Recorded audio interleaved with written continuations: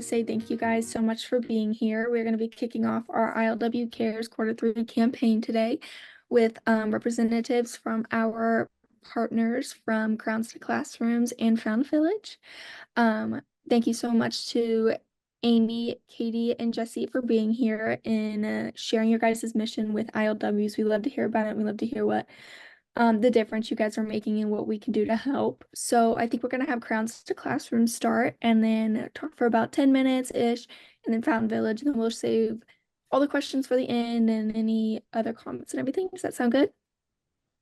Okay, perfect. I'm gonna go ahead and pass it over. Great. Well, thank you guys for letting me be here. I'm excited to share with you about our mission at Crayons to Classrooms.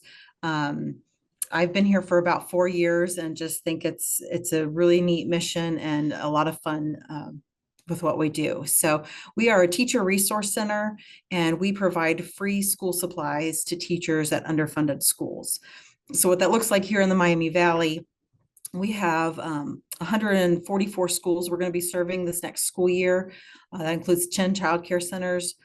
Students at those schools, 60% or more of them are registered for free and reduced lunch meals. So we're working with the high needs. These families of the students do not have the funds to send them to school with school supplies that maybe many of us have been used to.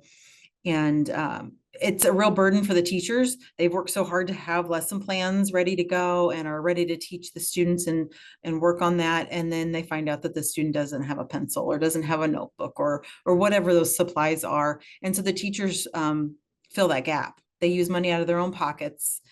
They pay for it themselves to make sure that everybody has the supplies that are needed. And it's just a big burden on them. So we're here to help with that burden and make sure that in the end, students have all the necessary supplies and there's an equal playing field in the classroom. So our teacher resource center is set up just like a store. So just like if you're going to Target or a school supply store or anything like that, and teachers can come in during their assigned time. They go online and register for whatever their time frame is, and they take what supplies they need. That could be anything from backpacks to writing implements to paper, notebook, folders. But we also have classroom cleaning supplies, hygiene products. We have a whole STEM section. We have books, we have classroom decorations, incentives, art supplies. So it really runs the whole gamut of everything. And when a teacher's in here shopping, they get to take up to the limit on every item that's in the store. So the limit might be 3 backpacks, and that's just so that all teachers that come have a chance to get a backpack. But they can do that for every item within the store. And on average, they're leaving with about $750 worth of free supplies. And they can do that twice a year. So they could be getting, $1,000, $2,000 worth of supplies to take back to their classroom. We hear often from the teachers that they would not be able to do what's necessary in the class and different activities without the supplies that we provide them. So I know it sounds really simple. We're talking about pencils and notebooks, but the reality is last year we gave out about $3.4 million worth of supplies. So it's a lot. It makes a big difference. We're serving over 2,000 teachers from the community. Yeah, the other piece that I would say to this is that we are in our Stuff the Bus campaign right now. So that's just perfect that we're working with you guys. It kicked off the beginning of July. And it is just a chance for the community to come together and host supply drives with the basic core supplies that we need. So like I said, the pencils, markers, crayons, colored pencils, writing paper, notebooks, scissors, things like that. And we collect those, and then that's what will help us reach that $3.4 million in distributions. We do get donations from other places, but this is the chance for the community and you all to come together and kind of help make that difference and know that the supplies you're donating are helping educate the youth here in the community. So that campaign goes now until the end of August. I'll let Maddie kind of share more details on what it's going to look like for you all. I gave her an Amazon wish list and a Walmart wish list. So if it makes it easier just to go on there and purchase a couple things, there's great deals right now. with back to school shopping. And if you weren't aware, the tax-free weekend is coming, or it's not a weekend anymore. It used to be tax-free weekend. Now it's about 10 days, starts on July 30th this year and goes through August 8th. So there's a lot of really great opportunities for that.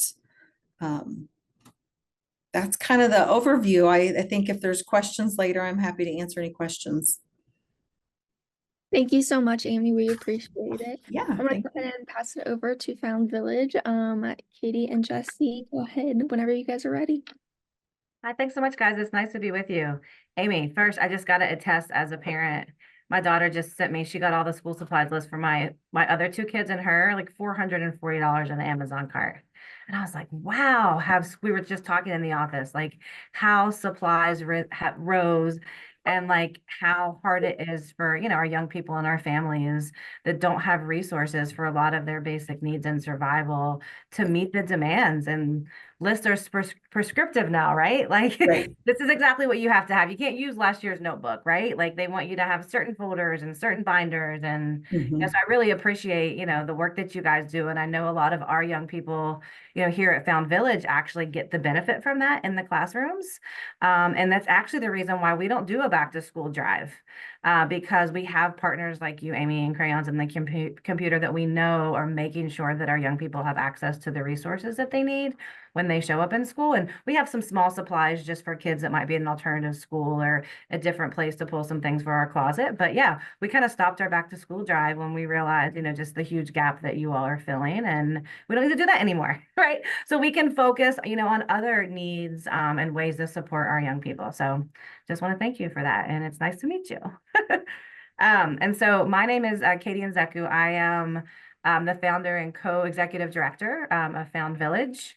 And I have Jesse here, who is my colleague, a development associate. So he'll share in just a second. But I just want to let you guys know, if you don't know who we are only about 7 years old. We'll be 8 on September 1st. So we are relatively, a new nonprofit. And our work is about shifting the conditions for young people experiencing foster care. And we have a vision that the young people in our community will no longer be system involved, and they will be thriving in their communities and have mobilized out of poverty. So we always say we really play the long game when it comes to what our work looks like. We started this work not expecting to serve young people past 18. Our goal was like, can we help young people in foster care graduate from high school, build some community, right, and some momentum into adulthood? And we were successful. And then we realized there was an even larger gap between 18 and 25 to really end some of this generational, trauma and cycles that so many of our young people are experiencing. So we have extended, the work that we do for this, almost 10-year commitment to young people in our service to them. And so what our work looks like just really practically is we start off with, we have a team of coaches who are people that build what we call strong tie relationships. So a lot of us can relate to that around who's your closest person to you and your family. Did you have a parent that was a safety net for you? Did you have a grandmother? Did you have an aunt? Did you have a neighbor?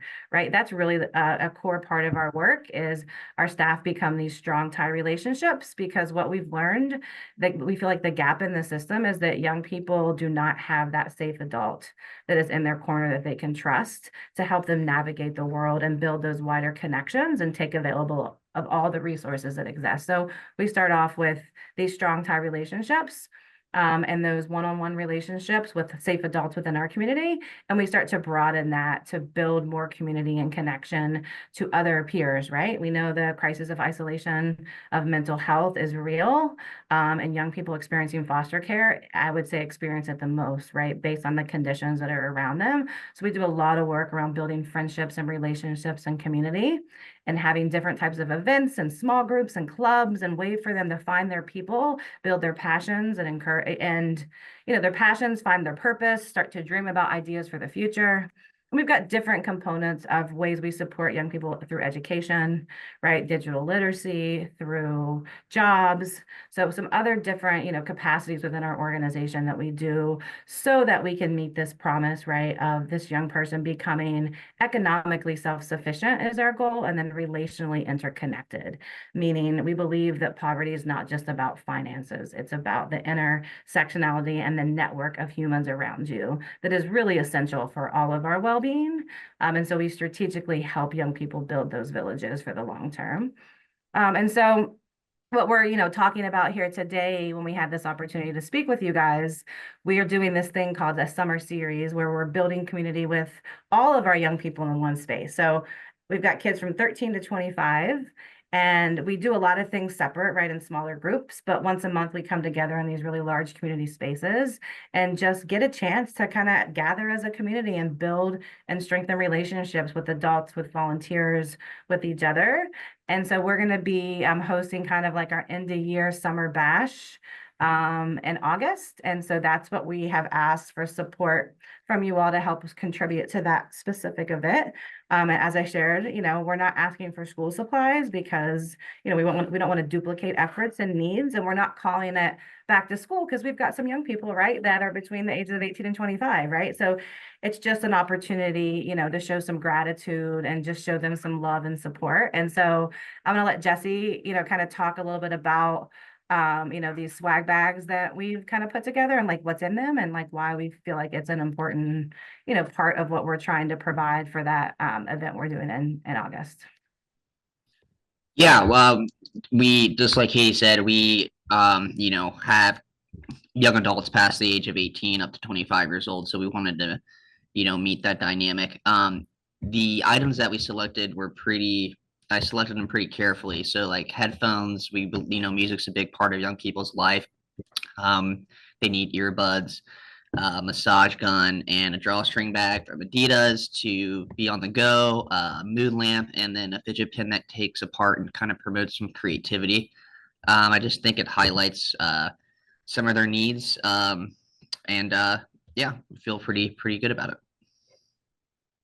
So yeah, so that's our, so you'll see, we'll follow up, I think, with a list just of those specific items that we picked out to put together these swag bags, and just understanding that it's going to be in the context, I think, of this kind of end of summer celebratory event that we're going to be doing, where we'll be giving out these kind of swag bags to our young people, where we also are going to be talking about achievements. And when we talk about achievements, a lot of times it's a lot of character stuff, like just places of growth that we've seen and who they are as individuals, how they set and achieve goals, what that looks like. So we like to make sure that resources are always tied to relationships.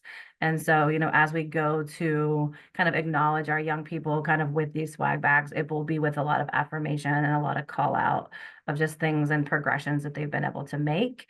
And yeah, like Jesse said, we were really intentional about what spans the age gap and like what stuff as we enter out of the summer season into, a new school year season or another work season. We all know there's such changes, whether we're in school or whether we're in work, right? There's these natural progressions. How can we give them some things to support their overall mental health and wellness and some self-care? And so those items felt, really important and things that they normally won't get access to. I was talking to Jesse, kids will walk around with their phones playing music. They don't have headphones. So let's give them some headphones, right? Like, I don't know if you've seen mood lamps before, but I've used one. They really can support your wellness if you're in an office all day long, right? Like putting on that mood lamp, and just supporting the energy and what comes off of those really scientifically has proven to like elevate your mood and just support your overall wellness.